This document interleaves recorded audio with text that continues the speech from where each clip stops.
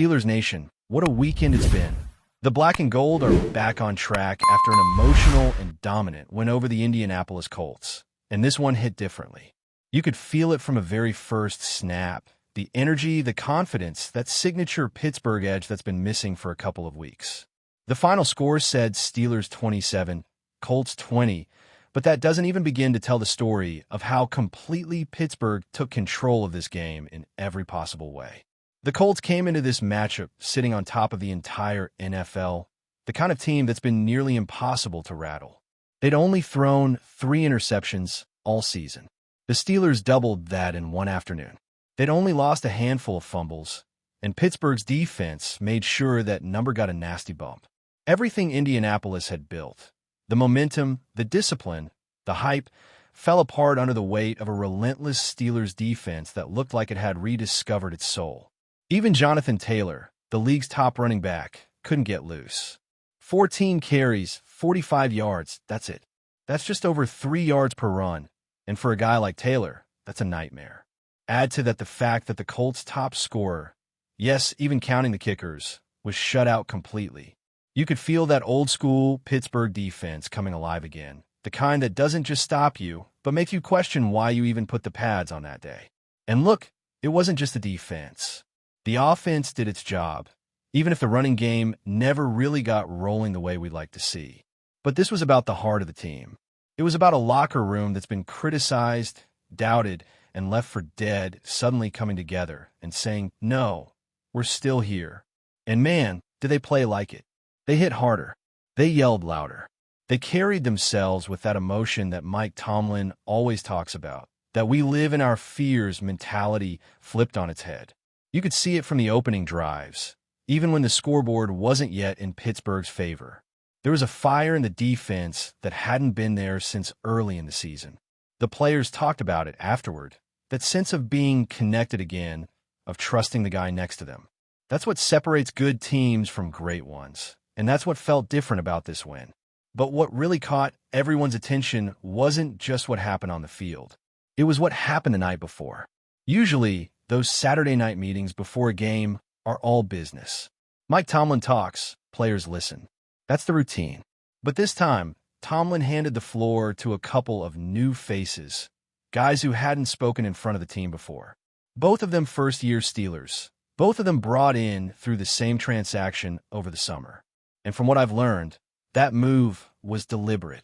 It was time for new voices, a new message, a different spark. The two players were John Smith and Jalen Ramsey, and they didn't waste their moment.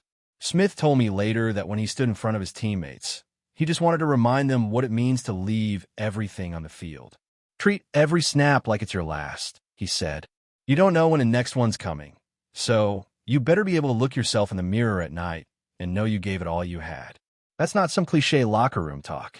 That's a message from a guy who knows how fast this league can take everything from you. It hit home. You could tell by the way the players carried themselves on Sunday. They weren't afraid to make mistakes. They just refused to quit on any play. As for Ramsey, he didn't stick around long enough to talk to reporters afterward, but tight end Connor Hayward filled me in. He said it was the first time Ramsey had addressed the entire team, and it wasn't just about the X's and O's. It was about belief.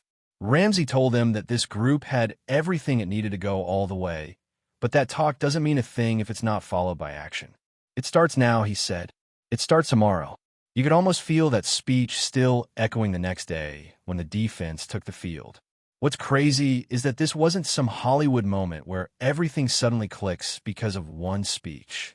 It was a build-up, frustration from those losses to Cincinnati and Green Bay, the embarrassment of watching other teams push them around, and finally that collective decision that enough was enough. The Steelers didn't just show up against the Colts. They imposed their will. They tackled with intent. They celebrated with purpose. And they reminded everyone in the league that Pittsburgh football isn't dead. It was just waiting to be reignited. Now, sure, the offense still has things to clean up. The running game didn't explode, and there were some drives that stalled when they shouldn't have. But those are fixable things. What you can't fake is emotion, and that was back in full force. The defense looked like a unit that remembered who they were supposed to be: fast, physical, unpredictable. When you have players flying to the ball, forcing turnovers, and feeding off each other like that, you can beat anyone in the league. And yet, some fans still weren't satisfied. You'd think after beating the #1 team in the NFL, everyone would be celebrating. But I saw some of the same comments floating around, questioning why the Steelers only won by a touchdown when the defense forced 6 takeaways. Let me just say this: a win is a win. It doesn't matter if it's by 1 point or 30. You beat the best team in football. Take it, appreciate it, and move on. This isn't college football where you need style points. In the NFL, you just need to stack wins. And here's the thing: this game was never about margin. It was about identity. It was about a defense that had been struggling to find itself, stepping up and saying, "This is who we are." They simplified things, as linebacker Patrick Queen said after the game. They stopped overthinking and just played football. That's what Tomlin preaches every week: execution over perfection. You're not going to turn this defense into a shutdown unit that allows 0 yards. Not in November, not with the personnel they have. What they are, though, is opportunistic. They create chaos. They turn mistakes into momentum. And when they do that, they're dangerous. That's the version of the Steelers we saw against the Colts. And if they can carry that energy into next week against the Chargers in Los Angeles, watch out. The Chargers might be missing both of their starting tackles, which means Justin Herbert is going to be under a lot of pressure. Pittsburgh just needs to keep that same attitude.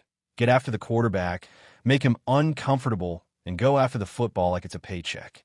Because that's the identity that wins in this league. It's easy to sit back and nitpick. It's easy to say the offense could have done more or that the game could have been cleaner. But this one mattered because it reminded everyone what Pittsburgh football is supposed to feel like: gritty, emotional, resilient. It's not always pretty, but it's always passionate. That locker room was full of players who had every reason to doubt themselves a couple of weeks ago, and now they're back believing again. That's what this win was about. Not just a scoreline, but a statement. The defense rose from the ashes, and 2 new voices helped spark it all. When you think about what this game really meant, it goes beyond the scoreboard. It felt like a turning point, the kind of moment that can reshape a season. The Steelers didn't just beat the top team in football. They rediscovered what it means to play with heart. For weeks, fans and analysts questioned whether this team had lost its identity. The defense looked tired, the offense seemed uncertain, and the energy around the locker room had faded. Then Sunday happened, and it was like watching a pulse return. You could feel that spark from the first defensive series. It wasn't about schemes or fancy adjustments. It was about effort, emotion, and that old Pittsburgh pride that refuses to die quietly. Inside the locker room afterward, there wasn't a lot of bragging. There wasn't chest thumping or bold declarations. What you saw was relief mixed with belief. Players looked at each other and knew they had taken a step. It wasn't the final destination, but it was the right direction. They had proven to themselves that when they play their style of football, physical, relentless, and smart, they can stand toe-to-toe with anyone. That's what the Steelers have always been built on. You don't win with flash. You win with grit. Mike Tomlin, for all the criticism he gets, understands that better than anyone. His teams have always reflected his personality: calm under pressure, confident in chaos, and unwilling to make excuses. That's why it made perfect sense that he decided to let a couple of new guys speak before this game. It wasn't about strategy. It was about connection. Tomlin knows that sometimes the message hits harder when it comes from someone standing next to you instead of the guy standing in front of the room. And for Smith and Ramsey to step up and speak with that kind of conviction, it shows how this team is growing from within. Those moments build chemistry that can't be faked. It's easy for people on the outside to forget how personal this game is for players. Every tackle, every hit, every blown coverage, it all sticks with them. So when a veteran or a new face stands up and says, "Play every snap like it's your last," that's not just talk. That's a reminder that your next play might literally change your career. That's why Sunday's performance felt so raw. It was emotional football, the kind that's powered by more than game plans. The defense wasn't just tackling to stop plays. They were tackling to send a message. They were loud, aggressive, and unafraid of mistakes. That's the kind of defense that makes offensive coordinators lose sleep. And look, it's not like the Colts just rolled over. They came in with confidence, and for parts of the first half, they played like the powerhouse everyone expected. But the Steelers never blinked. Even when things leaned toward Indianapolis, you could see that the energy on the sideline never dipped. That's what's been missing. That collective belief that no matter what happens, this team can fight back. They stayed locked in, made adjustments, and by the fourth quarter, you could tell which team wanted it more. For the defense, it was a statement game. They forced turnovers, controlled the line of scrimmage, and made the Colts' offense look uncomfortable from start to finish. The pressure was consistent, the tackling was clean, and the communication looked sharper than it's been in weeks. You could see guys trusting each other again.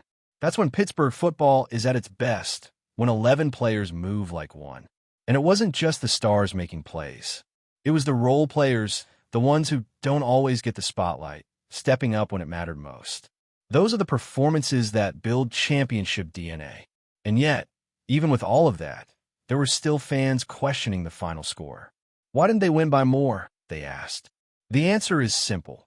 Because in the NFL, style doesn't count for anything. Wins are wins. You could beat a team by 1 point or 30, and it all counts the same. What matters is that this team showed it could respond, could adjust, and could finish strong. That's what separates contenders from pretenders. It's not about perfection. It's about progress. This defense isn't going to suddenly turn into the steel curtain of the 70s. That's not realistic in today's NFL. What they can be is disruptive, opportunistic, and physical. They can make quarterbacks uncomfortable, take away the run game, and create turnovers that flip momentum.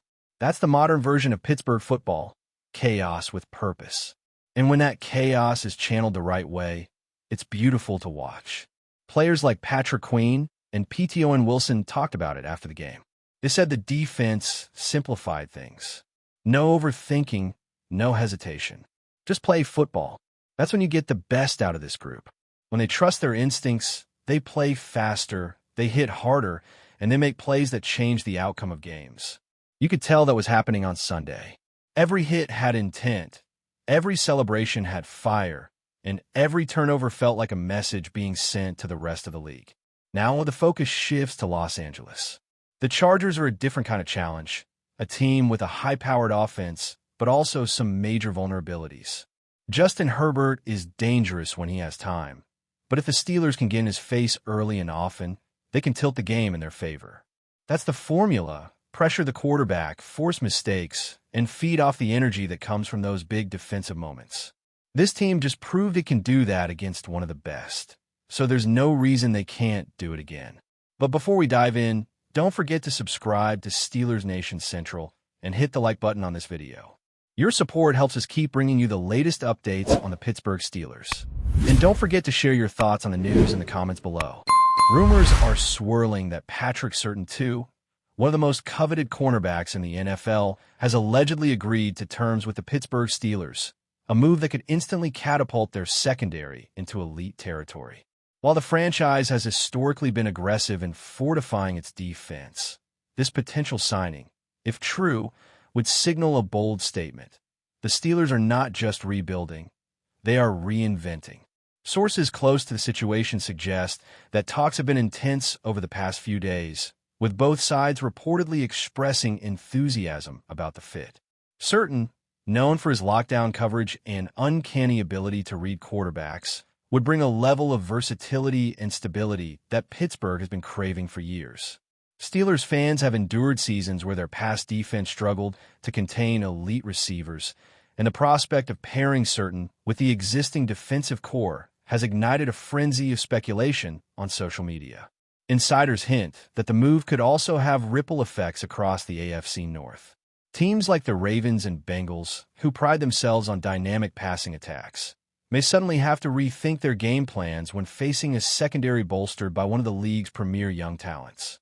Analysts are already imagining SURTAIN lining up against some of the NFL's most dangerous wideouts, and whispers suggest he could instantly be a Pro Bowl contender in Pittsburgh.